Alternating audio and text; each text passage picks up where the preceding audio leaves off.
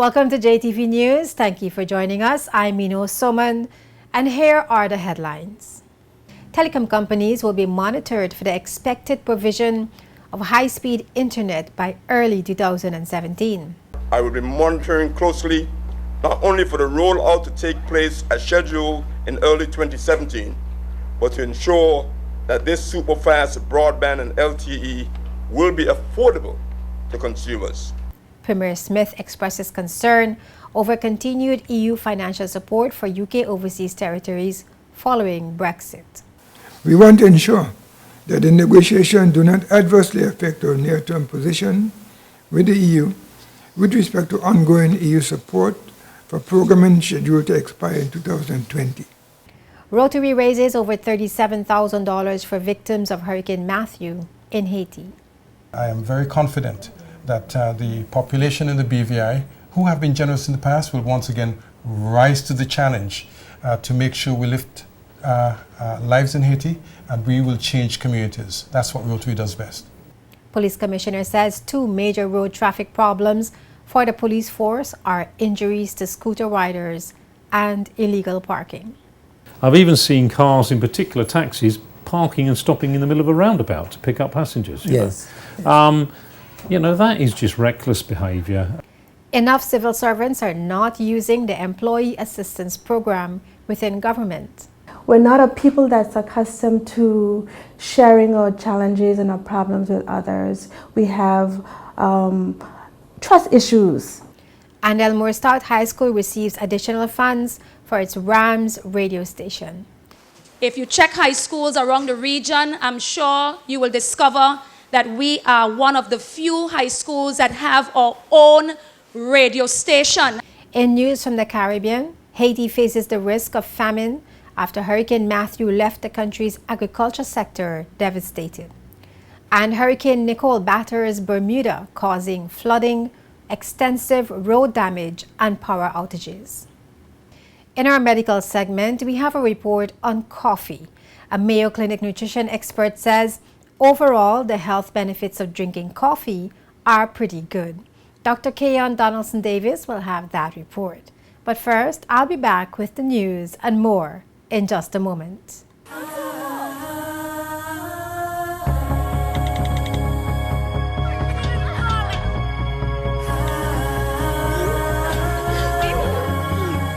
This is us.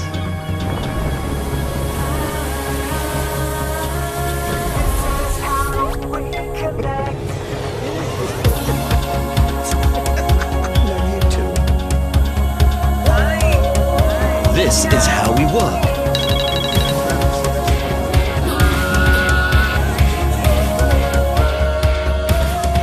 This is how we play.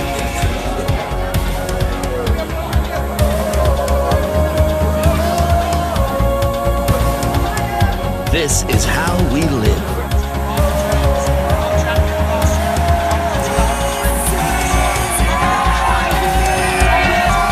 This is us. This is how we flow.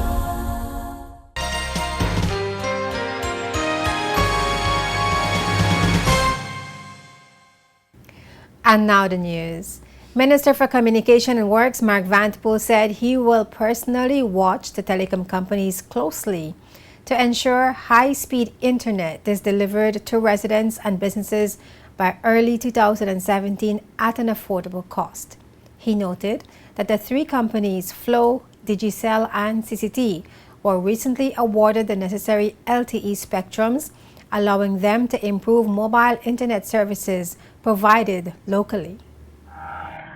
Now that we have finally awarded spectrum, we expect that all carriers will implement and offer very high-speed mobile broadband to businesses and residential consumers by early 2017. The performance of these commitments has been guaranteed to the Telecommunications Regulatory Commission, the TRC, who will be closely monitoring the development of these new and enhanced networks. As the Minister for Communications and Works, I want to put the providers on notice that I will be closely watching their performance as well. Madam Speaker, I will be monitoring closely not only for the rollout to take place as scheduled in early 2017, but to ensure that this super-fast broadband and LTE will be affordable to consumers and that the service will be reliable and indeed be of a high quality. LTE, also known as long-term evolution, is a standard for high-speed wireless communication for mobile and data terminal. Minister Vanderpool added that the use of mobile phone in the British Virgin Islands is at an all-time high, and broadband penetration has been steadily increasing. He is also expecting that LTE service will be rolled out to other islands and not just Tortola. Operators will complement their wireless high-speed data capability with optical fiber. Madam Speaker, this means that these operators can now provide more and super fast broadband to business and residential customers. Customers in the Virgin Islands will, in turn, be able to download files, whether documents, music, or movies at a significantly faster rate and without buffering. LTE technology will also provide consumers with the ability to do video calls or video conferencing from their mobile devices. For the technically minded, Madam Speaker, this means that for phase 1, we can expect speeds of up to 48 to 50 megabits per second, compared to the generally less than 3 megabits per second we now get on a good day. Minister Vanderpool delivered that statement in the House of Assembly on Thursday, October 13th. Premier and Minister of Finance Dr. Deolanda Smith has expressed concern that the BVI may lose the financial support it usually gets from the European Union. He told journalists at a press briefing on Wednesday, October 12th, that the funds are usually made available because the BVI is a British overseas territory. But now that Britain is exiting the EU through a process dubbed Brexit, the BVI fears it may lose the usual support. In fact, Premier Smith said the EU already pledged support up to the year 2020. But uncertain about the way forward, the BVI and other overseas territories are seeking answers from Britain. Britain's impending exit from the EU is a highly important issue for the BVI, as our international affairs is anchored in part by the UK's EU membership, which gives us policy access in Brussels. I and other OT leaders will collectively call on the UK to fully involve the OTs in Brexit negotiations under an established framework for discussions between the territories and the UK. We want to ensure that the negotiations do not adversely affect our near-term position with the EU with respect to ongoing EU support for programming scheduled to expire in 2020. Premier Smith, who is also president of the UK Overseas Territories Association, hopes to get more answers regarding funding from the EU when he travels to Britain in coming weeks. While in Britain, he will further discuss the issue of Brexit with leaders of the other British overseas territories commonly called OTs. Premier Smith is also maintaining that Brexit can create new economic opportunities for the BVI if it is properly handled. On the question of international trade, I will call on the UK for a new economic partnership with the OTs. As the UK re-emerges as an independent trading nation, the BVI and other territories can be an asset in facilitating UK trade with emerging markets in the Commonwealth, in Africa and Asia. We can also be a vehicle by which to channel inward investment to the British economy in critical sectors such as housing and infrastructure. Such a partnership would be a win-win for both the UK and the BVI. And Premier Dr. Deolanda Smith will this month inform the United Kingdom government about his administration's plans for a constitutional review next year. 2017 will be 10 years since the BVI constitution was last reviewed, and Premier Smith says it is only appropriate that modifications be considered to meet new and emerging challenges in the 21st century. Premier Smith, who made the comments during a press briefing at his office on Wednesday, October 12th, stated that public opinions will influence the constitutional review, which essentially will look at ways to reduce the governor's responsibilities and increase those of elected officials. We have had one meeting so far to organize how we'll be taking forward the discussions. We are about to appoint a group of persons who will be responsible for taking the discussions to the territory. So what we'll be looking at really is what the people of the country would like to see as far as constitutional reform is concerned. We, of course, would have some ideas. And whenever we speak about constitutional reform in countries such as independent territories, we are looking at how the governor can have less responsibility for managing the territory, as the elected officials in the territory assume more responsibility. Premier Smith, in response to questions posed by journalists, stated that the British Nationality Act, which currently prevents some children born locally from automatically becoming citizens, will also be part of discussions for the 2017 constitutional review. I would respond in saying that anything which is being used for quite a number of years need to be reviewed regularly. So naturally, that would need to be reviewed, and it would come up during our discussions as we go towards the discussion within the Kingdom on the constitutional reform.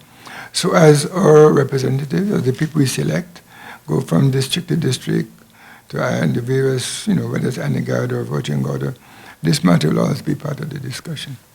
Premier Smith, who left the territory on Friday for a business trip to the Asian Pacific region, will subsequently travel to the United Kingdom for the joint ministerial council meeting with leaders of other British overseas territories and UK ministers. There, he will raise the issue of the 2017 constitutional review during bilateral meetings with the UK government.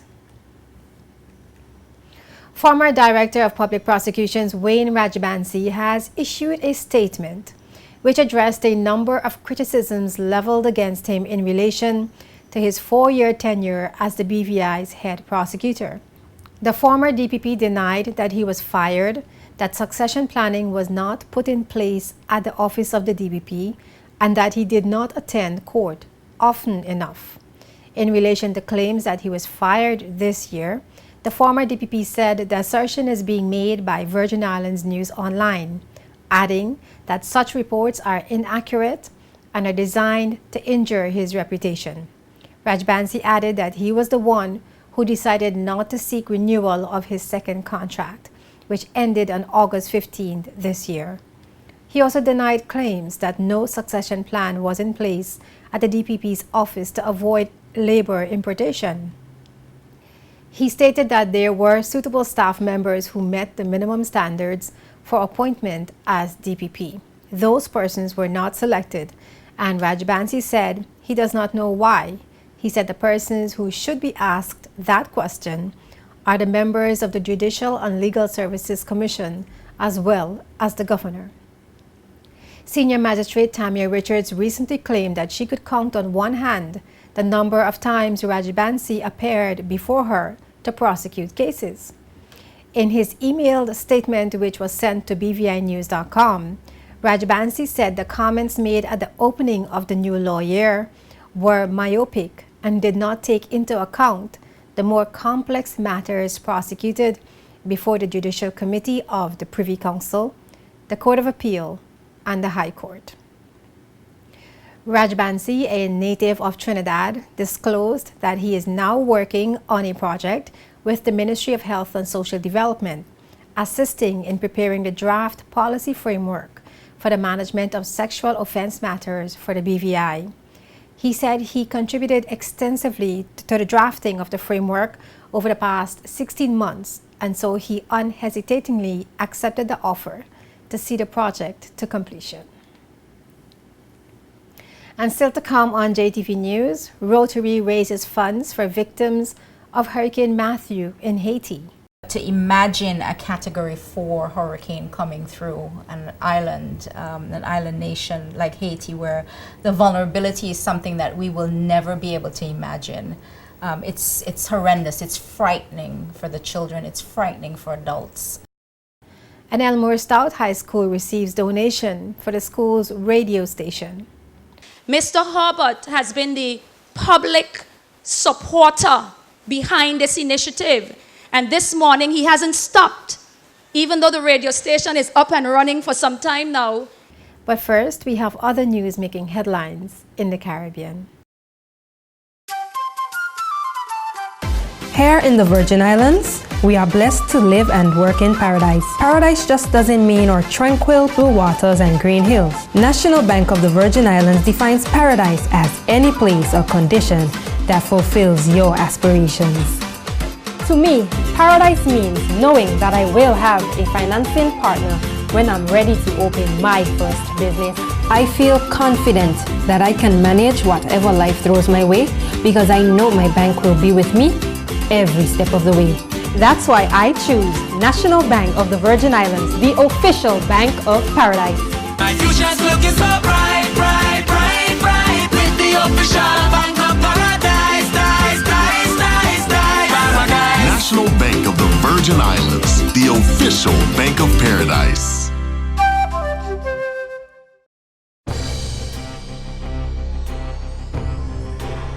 Welcome to JTV News Caribbean News Report.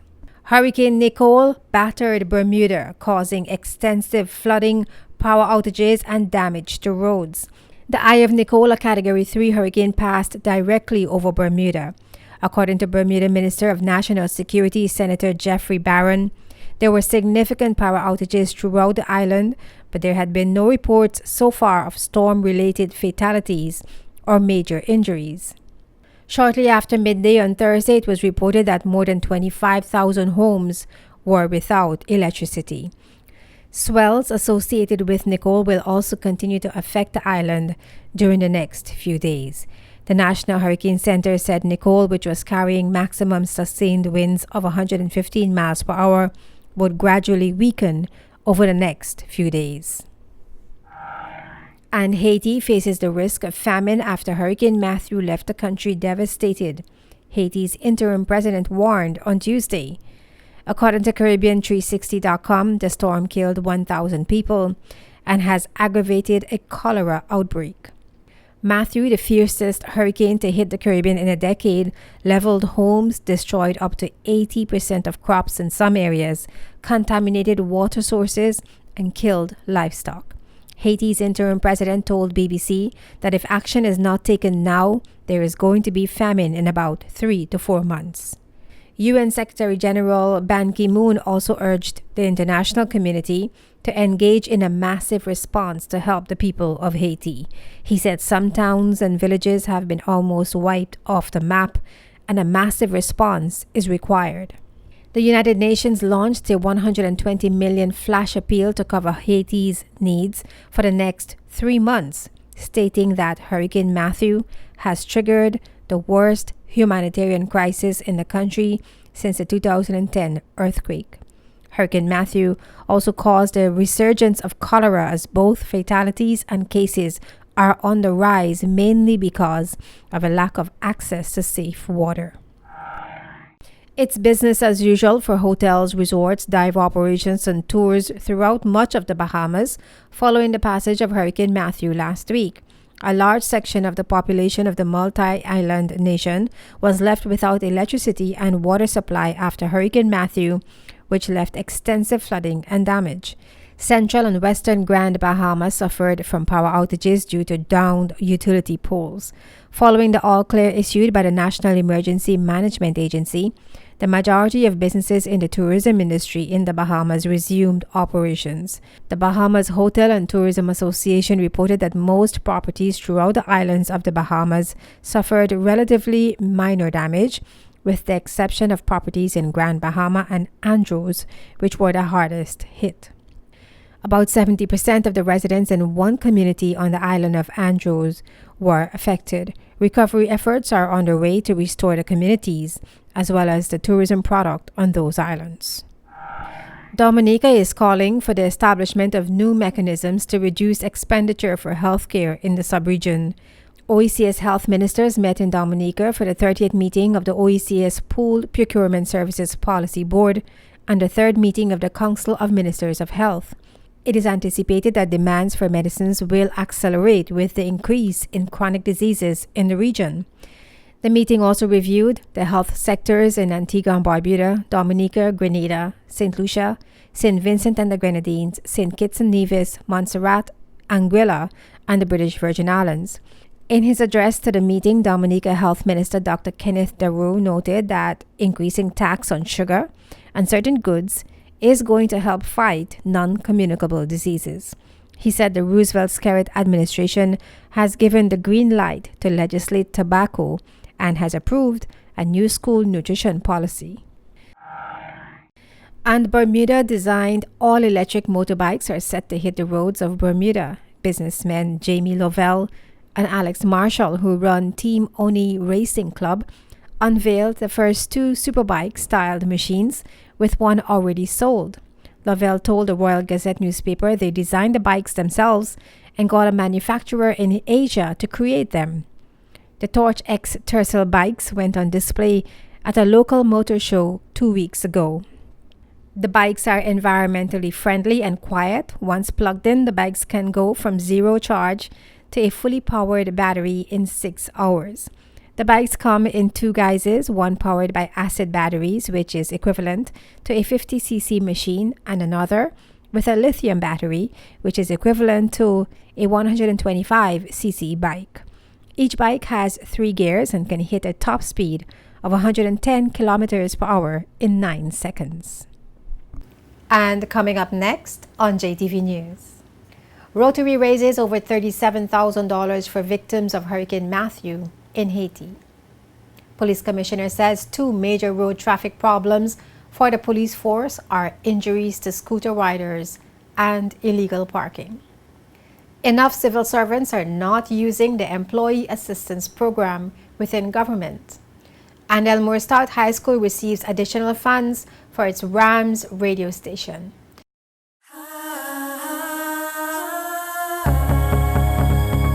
This is us. This is how we work. This is how we play. This is how we live.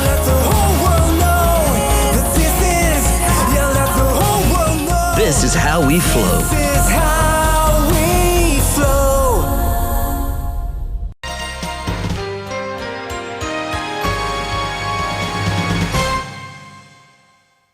Welcome back to JTV News.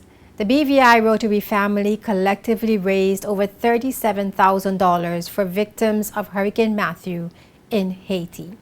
Rotarians, Rotaractors, and Interactors Bucket Brigade took to the streets to collect money to help the people of Haiti. Rotarians also appealed for donations via a 2.5 hours telethon right here on JTV Channel 55. The target that we intend to raise is going to be in 6 figures.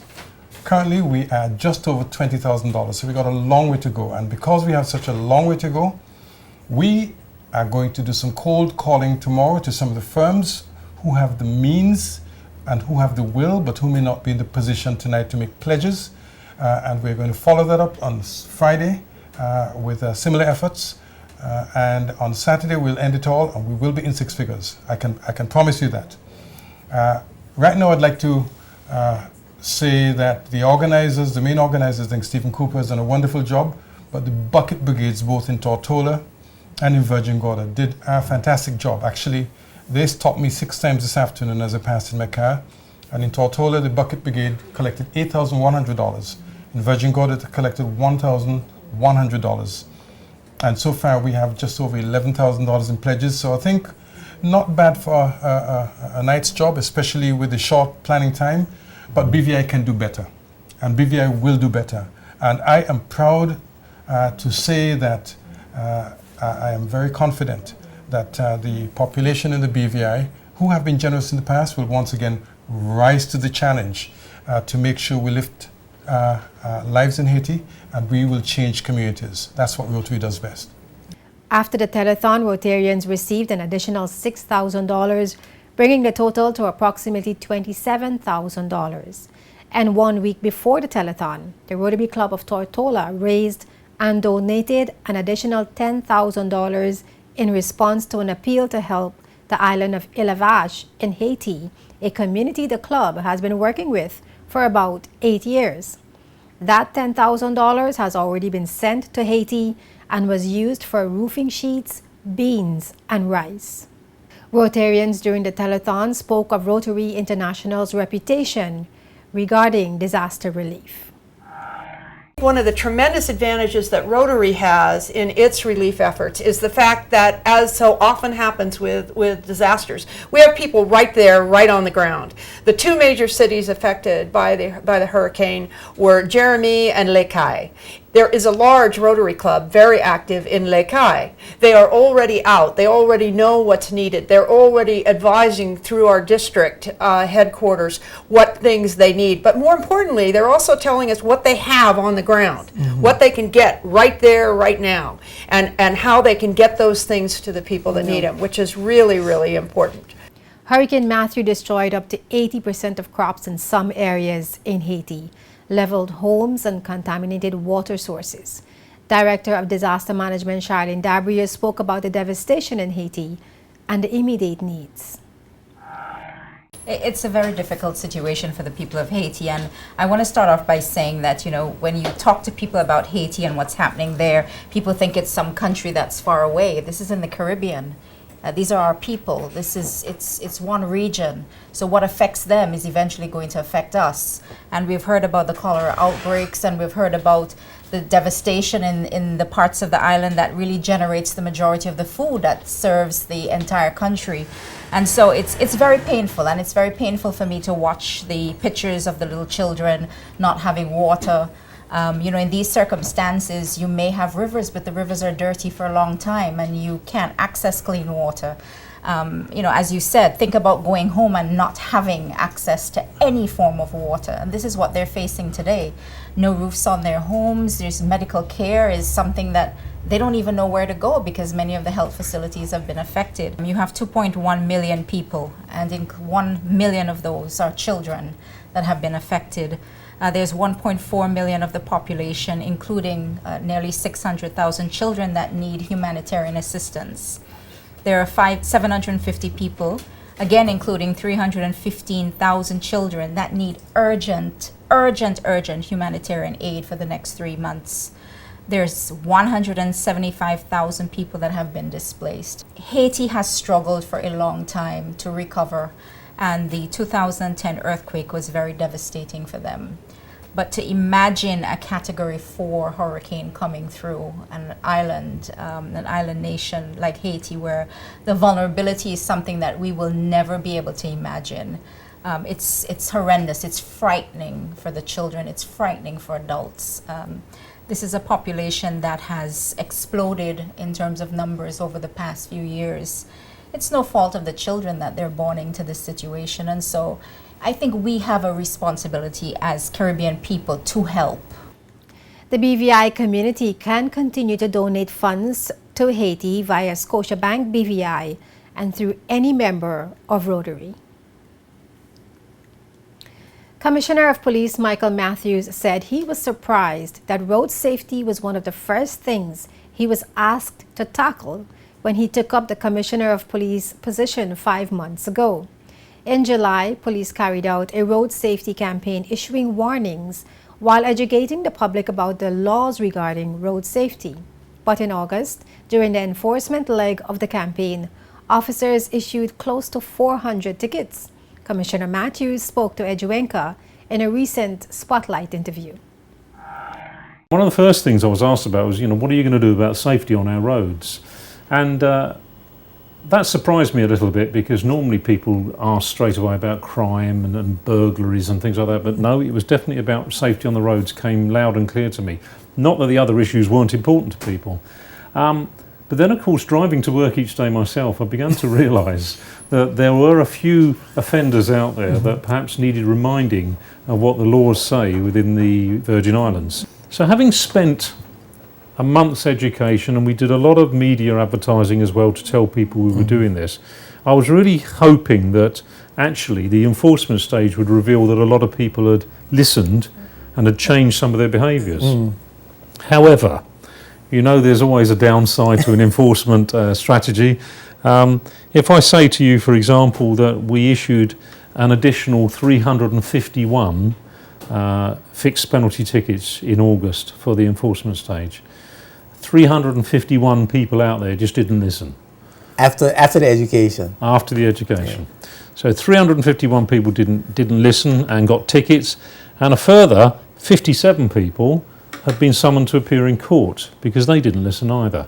Now, I take no pleasure in quoting those figures because that means that 351 people have had to pay out their hard-earned cash for being silly, and another 50-odd are going to go to court and no doubt get a fine. Hard-earned cash again being paid out. Admitting that more public education is needed, Commissioner Matthews says enforcement is justified for persons who continue to ignore the laws and behave recklessly. He said other major problems for the police force are injuries to scooter riders and illegal parking. Road Town itself is not the easiest place to park. We all recognise that. And I can certainly live with people doing their best to park safely, even if it gets a bit crowded. What I find incredible on occasions is that people just park dangerously. Junctions, they'll leave half the car sticking out on the main road. I've even seen cars, in particular taxis, parking and stopping in the middle of a roundabout to pick up passengers. Yes. You know, that is just reckless behaviour. It's not to be tolerated. And, you know, I think the vast majority of people watching this tonight would just agree with that statement that, come on, people, grow up. You know, let's have a little bit of less selfishness and a bit more consideration for other road users. And I'm telling you this factually and honestly, there is not a week gone by since I took up post 4 months ago. I see a daily report of everything that's happened policing-wise in the last 24 hours, and not a week has gone by without there being a scooter involved in an accident with some sort of injury. You know, and that's a terrifying statistic for me. It might just be a small grazed knee or a grazed elbow. Sometimes it's far more serious, and the good nurses and doctors at Peebles Hospital have to do a lot of work to help, you know, young people. And we see some terrible injuries. Scooters are relatively small machines, and so, you know, the first thing that the scooter riders need to remember is that, you know, drivers don't always see them. Yes. And if you start weaving in and out of cars and cutting in front of cars, you're not always visible, you're not always going to be seen. Yeah, we can't defend for you. Exactly, Yeah. exactly. So, you know, it's about getting a good standard of driving on the scooter by learning how to ride it properly and passing your test. It's about making sure you are insured, so that if somebody else is injured or you're injured, you're covered. But ultimately, it's about, I'll go back to this common theme, this is about public safety. I am not about giving young people a hard time riding their scooters around the islands here. Good for you, gives you freedom, gives you flexibility, gives you choice. I just want you to do it safely. The police commissioner maintained that traffic safety on the roadways is a real concern for many, and police are prepared to do more to make it safer and less taxing on motorists, passengers, and pedestrians. The Employee Assistance Program within government has been around for about 13 years. It is designed to assist and support government employees who are going through challenges at their jobs and the personal life to help them resolve their problems. However, not enough civil servants are utilizing the program. That's one of the challenges we face, because culturally we're not a people that's accustomed to sharing our challenges and our problems with others. We have trust issues, so to speak, because we feel that in a small community like this, if we share our challenges, when we go down the street, someone would already know what our challenges are. And so we realize that we have to work really hard to get the word out there for persons to know about the program. So the utilization of the program is not as it should be. It's pretty good, but there's a lot of room for improvement. The EAP counselor and coordinator emphasized that the program offers confidential counseling and support to all civil servants who can seek various types of assistance, not just job-related issues. In order for them to function effectively on the job, sometimes some of these challenges from some of the other hats that they wear might impact upon that. So we have to work with the whole person. And so therefore it's not just job-related challenges, we also look at personal challenges, whatever it is that you're experiencing. Too big, nothing is too big or too small. Whatever it is, we're here to assist you in working them through. Confidentiality is the foundation of our program. And what we do, when persons come and meet with us, we sit down and we discuss the whole issue of confidentiality, and we let persons know that whatever we discuss stays between us unless they give us written permission to disclose. The exception is if we determine that they're a danger to themselves or others, we have a duty to warn or duty to save life. But besides that, whatever is discussed between, and right now I'm the sole counselor, but whatever is discussed between us, the public officer and myself, stays between us unless they give us permission to disclose. Public officers participated in a number of activities throughout Employee Assistance Program Awareness Week, which was held under the theme, Our EAP, Creating Connections and Building Strong Teams.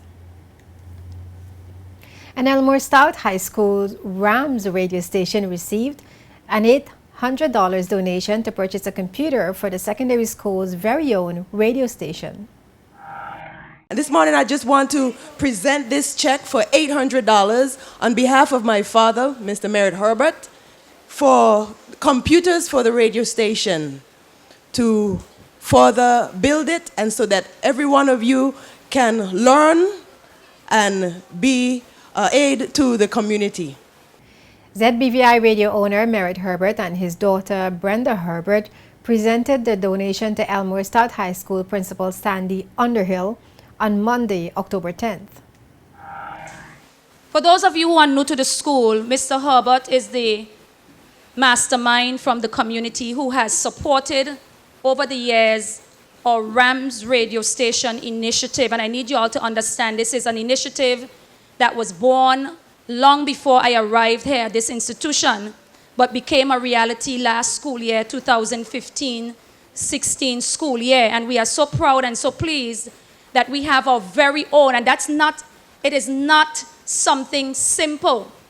If you check high schools around the region, I'm sure you will discover that we are one of the few high schools that have our own radio station. And you all need to be listening to the radio station because you get a lot of good information.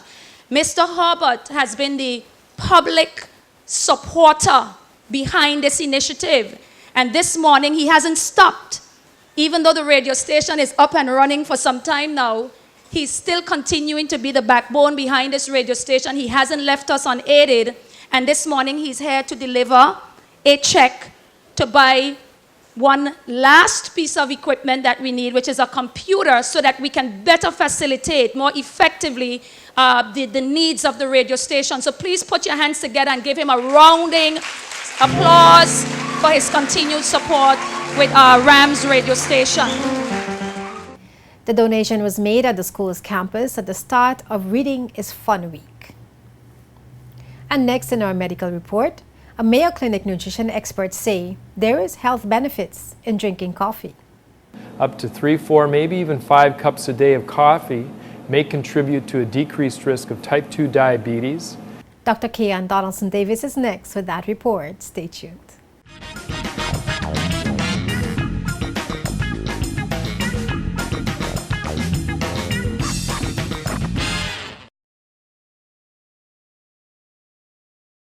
Eureka! Eureka, located in the British Virgin Islands. Come, discover Eureka Medical Clinic, which provides the most complete medical services in the Virgin Islands. Our state-of-the-art clinic offers the highest quality in specialty care, cardiology, gastroenterology, orthopedics, and spinal surgery. We also offer specialty care in obstetrics and gynecology, as well as dermatology. Eureka Medical Clinic offers diagnostic procedures such as x-rays, mammograms, CAT scans, and all forms of ultrasound exams. Now, for the first time in the BVI, Eureka offers MRI scanning too. With colonoscopy and gastroscopy, we check the intestines and stomach for polyps, colon cancer, and ulcers too. Located at Geneva Place in the heart of Road Town, Eureka Medical Clinic with Medicare Pharmacy and Labs offers you a comprehensive medical facility all under one roof. So for high-quality medical services and convenience, there's no need to look any further. Eureka! You found it.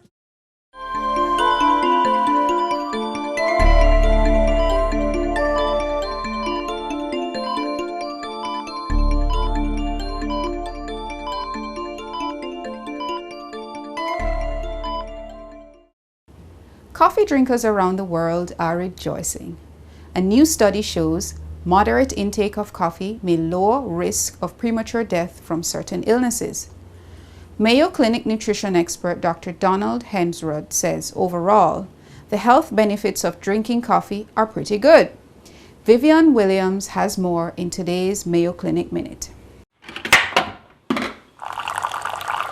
Coffee. It's a morning ritual for millions of people, and research shows it might do more for your body than just jumpstart the day. That coffee and caffeine may be good for us. Coffee's potential health benefits have been known for a while, says Mayo Clinic nutrition expert Dr. Donald Hensrud, and a recent Harvard study shows moderate coffee intake may lower the risk of premature death from certain illnesses.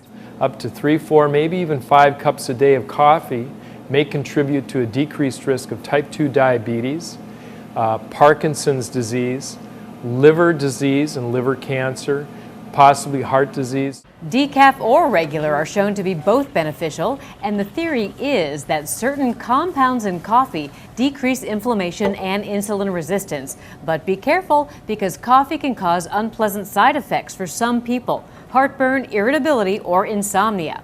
So go ahead, pour yourself another cup of coffee. It might just help you live a healthier life. I'm Vivian Williams, and for more health news, visit the Mayo Clinic News Network.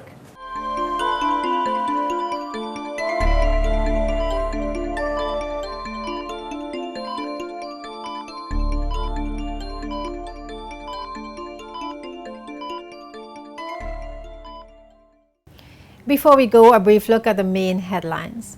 Telecom companies will be monitored for the expected provision of high-speed internet by early 2017. Premier Smith expresses concern over continued EU financial support for UK overseas territories following Brexit. Rotary raises over $37,000 for victims of Hurricane Matthew in Haiti. Police commissioner says 2 major road traffic problems for the police force are injuries to scooter riders and illegal parking. Enough civil servants are not using the Employee Assistance Program within government. And Elmore Stout High School receives additional funds for its Rams radio station. In news from the Caribbean, Haiti faces the risk of famine after Hurricane Matthew left the country's agriculture sector devastated. And Hurricane Nicole batters Bermuda, causing flooding, extensive road damage, and power outages. Just want to remind you that you can find the news stories featured in this newscast as well as previous newscasts on our website jtvlive.net. Additional information and news updates can be found on our Facebook page, facebook.com/jtv55. Of course, all our news features, press conferences, and JTV's television programs can also be found on our JTV News YouTube channel. You can subscribe for daily uploads. We welcome your questions and comments. You can email us at jtvnews@hotmail.com. For the entire news team, I'm Mino Soman. Thank you for watching.